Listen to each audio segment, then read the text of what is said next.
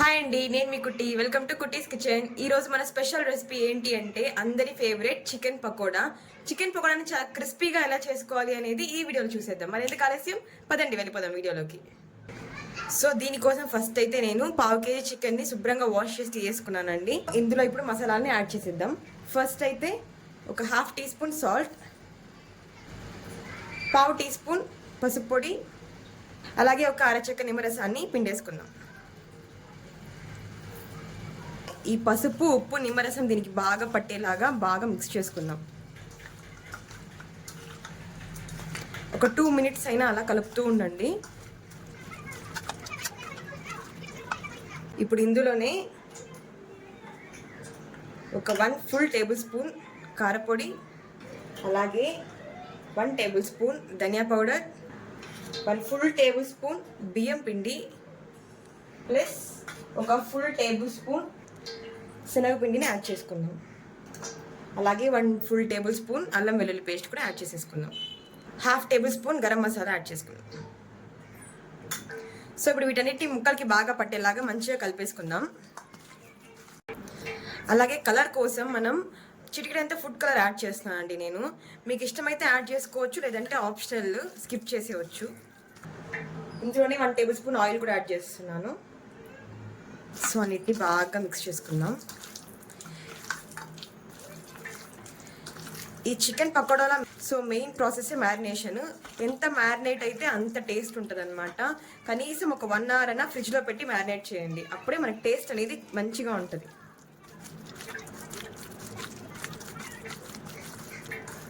So బాగా mix చేసుకున్నాం కదా, కనీసం ఒక 1 అవర్ అయినా ఫ్రిడ్జ్లో పెట్టి మ్యారినేట్ చేయండి. నేనైతే 2 అవర్స్ ఒక ఫ్రిడ్జ్లో పెట్టి మ్యారినేట్ చేయబోతున్నాను.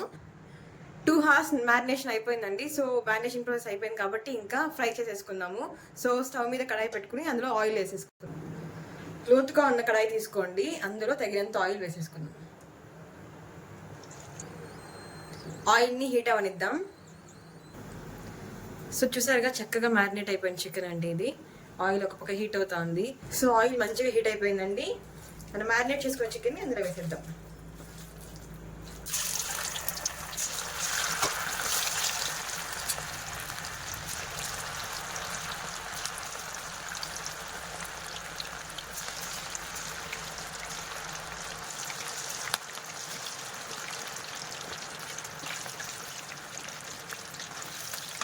చూసారు కదండి, మంచి రెడ్డిష్ కలర్లోకి వస్తుంది.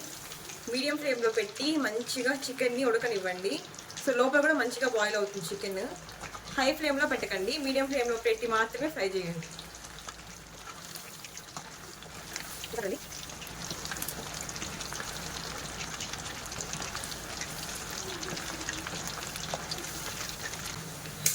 సో అంతేనండి, మంచిగా ఫ్రై అయిపోయింది మనకి.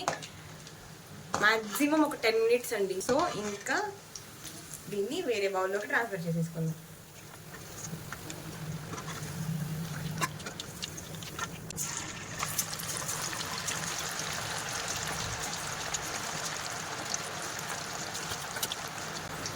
వీటిని కూడా సేమ్ అలాగే ఫ్రై చేసి తీసుకుందాం.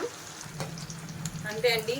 సో ఇవి కూడా అయిపోయాయి, వేరే బౌల్లోకి ట్రాన్స్ఫర్ చేసేసుకుందాం.